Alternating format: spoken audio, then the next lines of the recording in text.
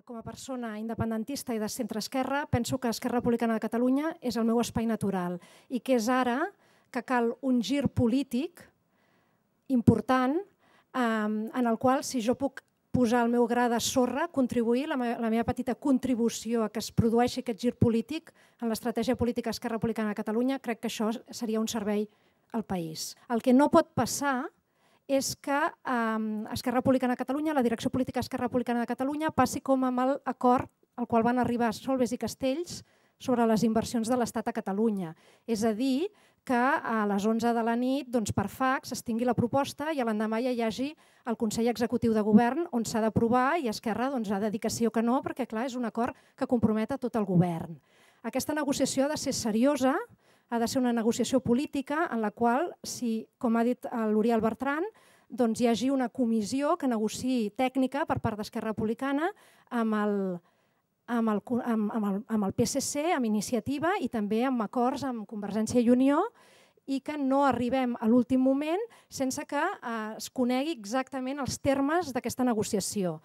D'altra banda, tenim una comissió mixta, la part catalana de la qual fa mesos que no es reuneix i a la qual no se la informa de gran cosa mentre que el procés va avançant. Per tant, quan nosaltres diem des d'Esquerra Independentista que el que cal és concretar o renegociar el pacte d'entesa, el que estem dient és coses com aquesta, que en temes claus, com són el de finançament, com pot ser el finançament, el pacte d'entesa no és un xec en blanc al PSC. Per altra banda, hi ha un objectiu que és més de mitjà termini. Aleshores, jo només volia recordar que l'objectiu del concert econòmic, això és un fulletó que va editar Esquerra Independentista aquest estiu passat, és a dir, aviat farà 9 mesos, quan va sorgir aquest corrent amb el seu full de ruta. I en aquest full ja deia que el 2010 les eleccions al Parlament de Catalunya s'hauria de condicionar la formació del proper govern de la Generalitat a l'aprovació de la llei catalana de referèndums i del concert econòmic, amb la concreció d'un calendari de govern per aprovar la llei catalana de referèndums i el pla pel concert econòmic amb totes les accions i mobilitzacions que calgui promoure, inclòs el referèndum sobre el concert. Aleshores, com també ha dit l'Oriol Bertran, nosaltres ens congratulem de cara a esmenes que s'havien presentat a la Conferència Nacional com aquesta, sembla que altres candidats, membres actuals de la direcció, les recullen i les posen també en el seu projecte polític a defensar en aquest congrés. El que passa que les coses s'han de fer de manera coherent i amb compromisos clars, concrets i pautats. És a dir, si nosaltres condicionem, si Esquerra Republicana de Catalunya condiciona els pactes de govern a fer-los només amb les forces que defensin el concert, sobre el paper, a la teoria, moltes forces polítiques a Catalunya poden defensar el concert i de fet ja ho fan. Convergència i Unió defensa el concert econòmic. Ja ho va fer en les negociacions prèvies a l'Estatut del 30 de setembre. El PSC fins i tot diu que no defensa el concert, però diu que ens hem d'apropar als resultats del concert.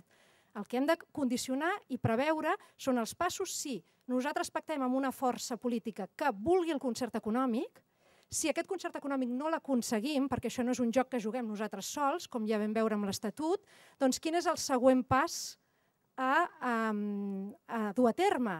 I això nosaltres ho lliguem totalment a donar la paraula al poble, és a dir, ho condicionem al fet que en aquella mateixa legislatura una altra de les condicions del pacte és la llei de consultes populars. I la primera consulta popular que faríem, si no s'accepta el concert econòmic, és una consulta popular sobre el concert.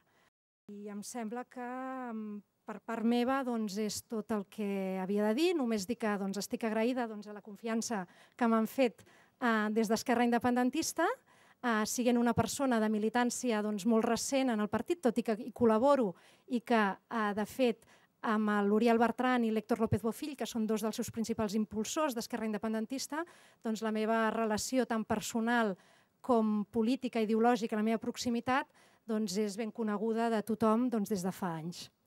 Gràcies.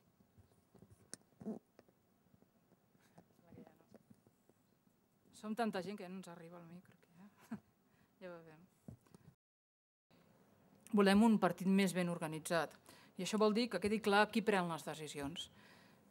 Per nosaltres, a Esquerra, no hem de qüestionar l'assemblearisme. No és un tema de que l'assemblearisme sigui un problema, sinó que quedi clar les decisions en quin moment es prenen, i per tant és un tema més de democràcia interna. Segurament per decidir de quin color han de ser uns banners que hi ha al lloc web del partit no cal que fem cap assemblea, però sí que cal quan s'han de fer acords de govern. Per tant, el primer punt que hem treballat i creiem que és fonamental si volem renovar el partit és que sigui un partit ben organitzat i que tingui clar i reculli els seus estatuts on, a quin nivell del partit es prenen les decisions. I les més importants les assumim i les prenguem entre tots, de manera que, escoltant el conjunt de la societat, Esquerra sigui capdavanter d'aquest projecte i sigui assumit pel conjunt del partit. El segon punt que nosaltres creiem fonamental per a la renovació del partit i, per tant, de la credibilitat d'aquest projecte que pugui arribar al conjunt del país, és que Esquerra també sigui un projecte obert, representatiu del conjunt de la societat.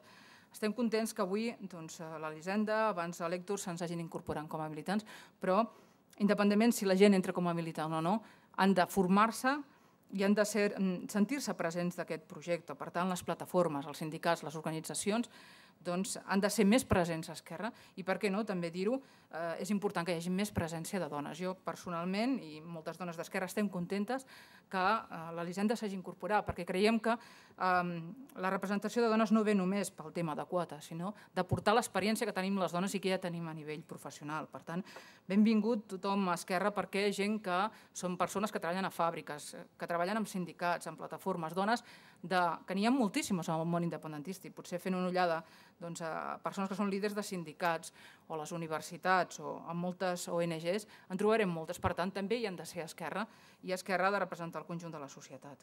Finalment, l'últim punt que nosaltres creiem important també, hem d'impulsar un nou republicanisme. Les persones que estem a aquesta taula no som de professionals polítics, tenim altres professions, alguns són matemàtics, juristes, economistes, etc., advocats. Per tant, venim, segurament treballem sempre per aquest projecte. Ja fa molts i molts anys que hi treballem, però la majoria dels quals molt pocs anys o cap amb càrrecs. En particular, jo he estat 3 anys amb un càrrec, per exemple. No sé si mai tindré un altre càrrec de representació, però en tot cas estic segura que continuaré treballant amb aquest projecte. Jo crec que tota la gent d'aquesta taula i el conjunt de persones que avui majoritàriament formaven aquesta assemblea també tenen clar que si volem que el projecte sigui coherent, creïble, també hem de portar la credibilitat que tenim en el món professional, cadascú a la seva feina. Per tant, no podem fer de la política una professió.